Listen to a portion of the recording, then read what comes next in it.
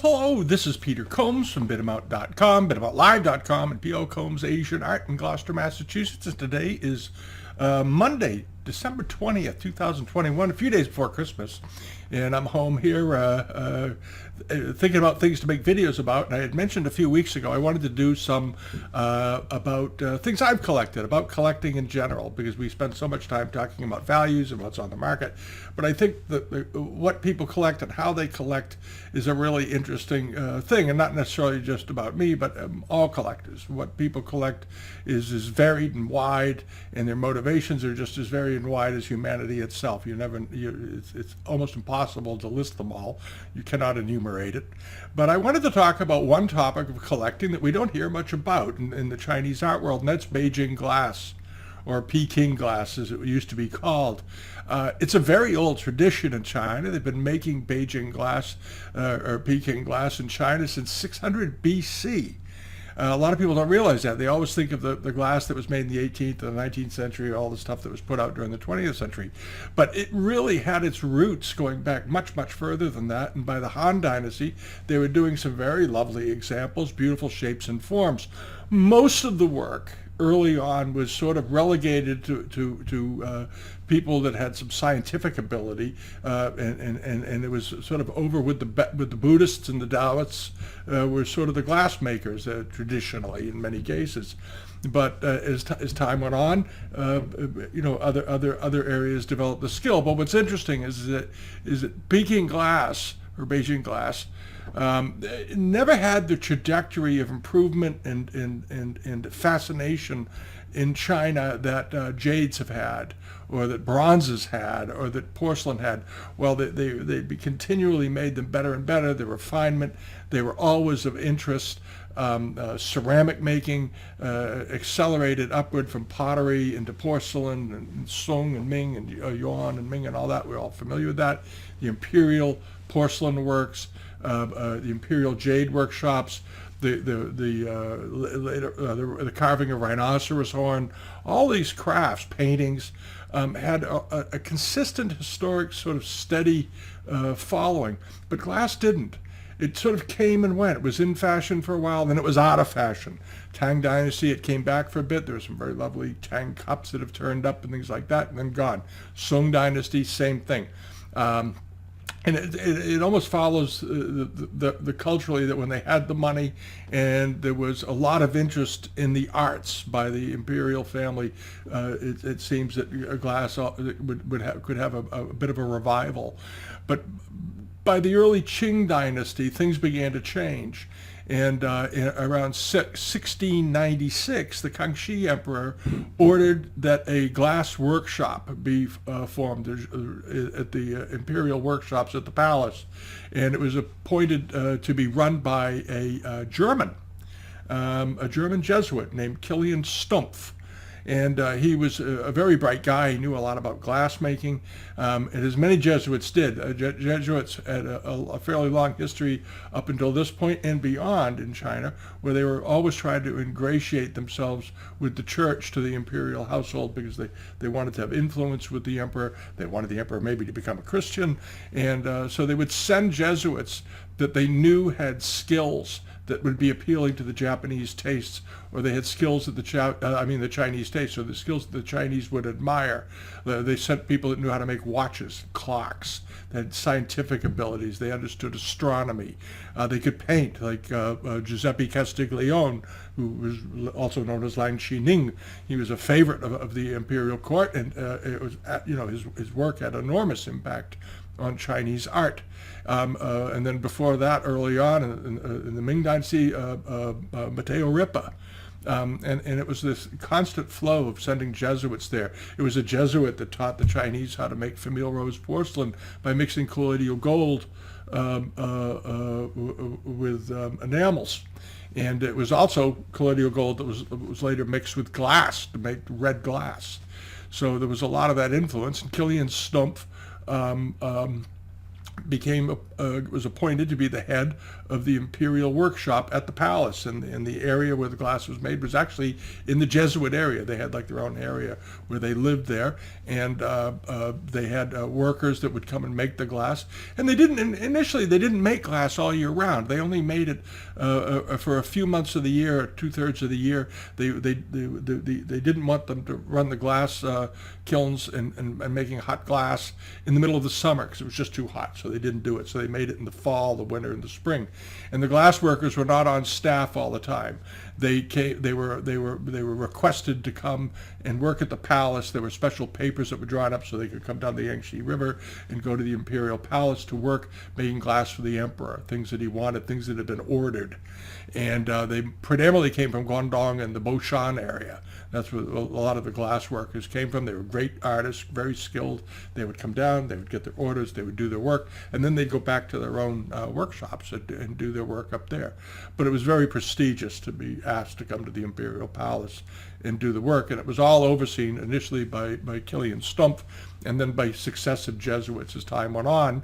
And after the Kangxi period, the Emperor Yongzheng became interested in it and sent edicts that they were to put his initials and put his monogram, put his Nianhou, his seal on things. Qianlong did the same thing, and on and on and on.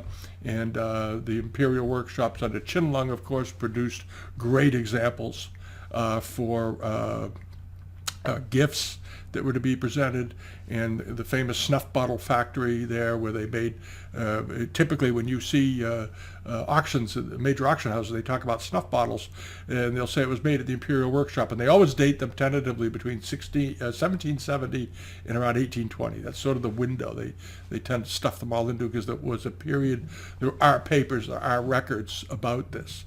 And they talk about what was on order, what they wanted to see, and what they wanted produced to be given out, and so forth. And it's an interesting history, but one that doesn't get any attention at all.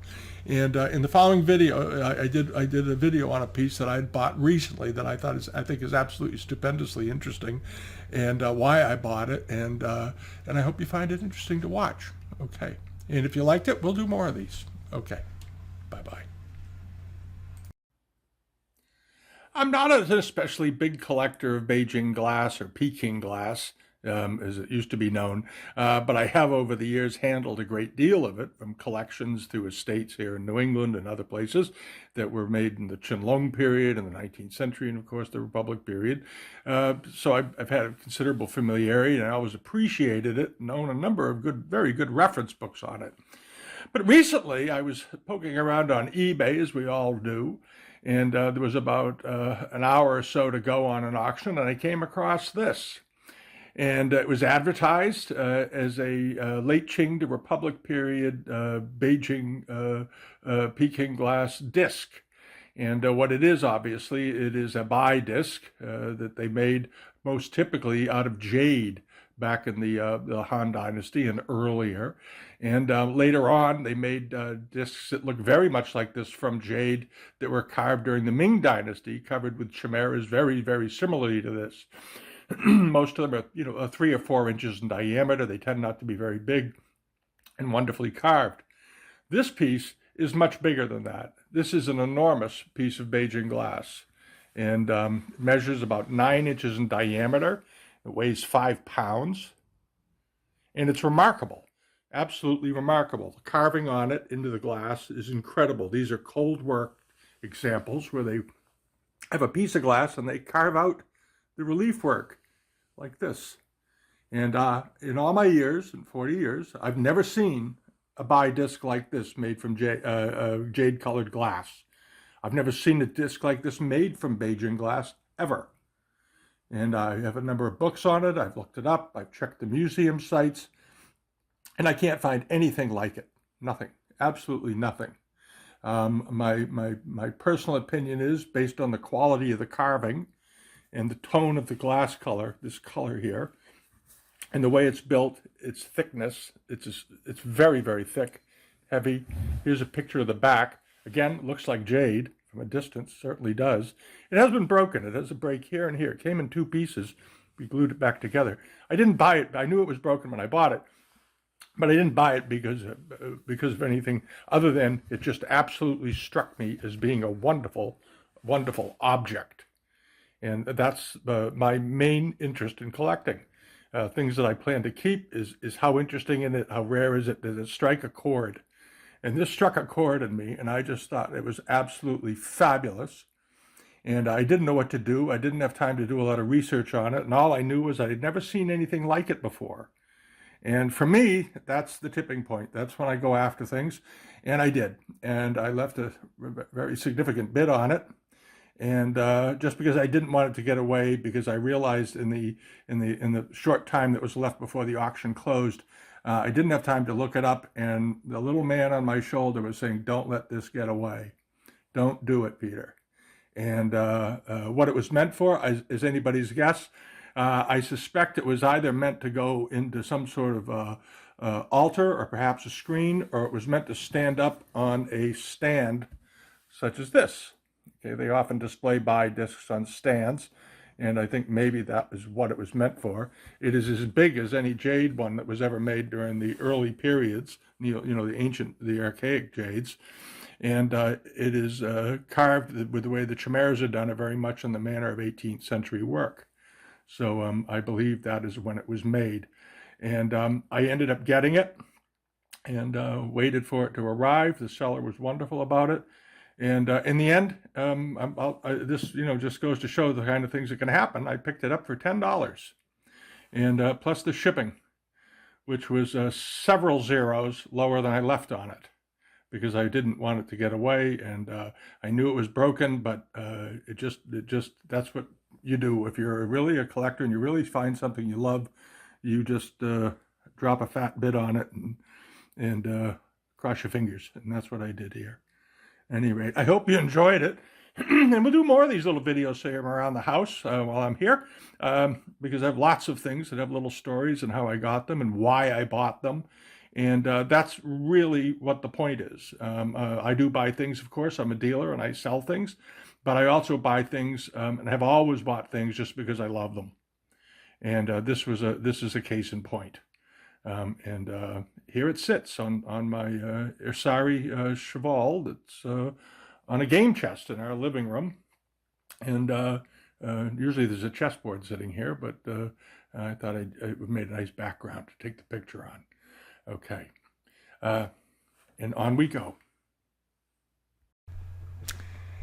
And that's it. So I think we'll do some more of these. I'd like to hear your comments. What would you like to see, or how would you like to see them done? There's all kinds of material around this house, and some of it's very, very interesting. A lot of it's pretty interesting, actually. And much of it I've owned for 3-4 decades, and some of it's inherited. There's some things that have come down through my family and my wife's family.